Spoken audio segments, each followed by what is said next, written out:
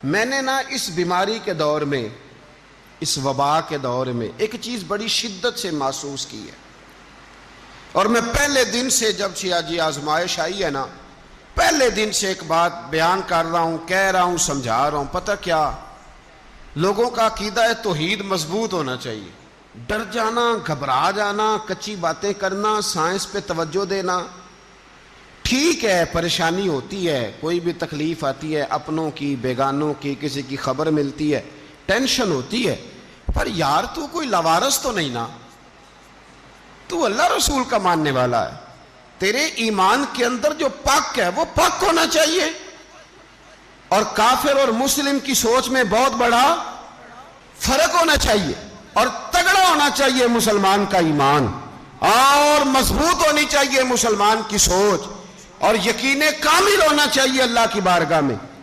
احد کے دن مسلمان بہت سارے شہید ہو گئے میدان احد میں، اور کافر بھی قتل ہوئے، تو ابو سفیان للکارنے لگے، کہنے لگے دیکھا تمہارے کتنے لوگ آج چلے گئے، کتنے لوگ آج تمہارے مر گئے۔ تو نبی پاک صلی اللہ تعالی علیہ وسلم نے حضرت عمر سے فرمایا، عمر اعلان کرو، اسے بتاؤ۔ آئے ہائے کیا جملے ہیں! حضور فرمانے لگے اسے بتاؤ، تم تو کسی کو مولا نہیں نہ مانتے، پر ہمارا تو مولا ہے، ہمارا تو رب ہے، اسے کہو تمہارے جو مر گئے وہ جہنم میں گئے، اور ہمارے جو دنیا سے چلے گئے رب کریم نے انہیں جنت عطا فرما دی، وہ سیدھے اس کے قرب میں پہنچ گئے، اس کی رحمت میں چلے گئے۔ عقیدہ توحید کی مضبوطی، توانائی۔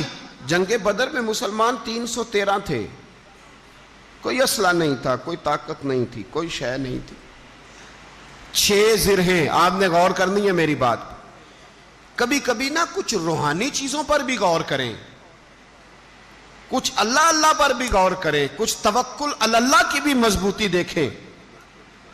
وہ جو لوگ سانپ سے ڈرتے ہیں وہ بعد میں رسیوں سے بھی ڈرنے لگتے ہیں۔ آپ یقین کریں میں مکمل احتیاط کا حکم دیتا ہوں، میں مکمل احتیاط کرا رہا ہوں، دوستوں کو کہہ رہا ہوں کہ جو اطباء ڈاکٹر بتاتے ہیں، پر یار ہمارا بھروسہ احتیاط پر نہیں۔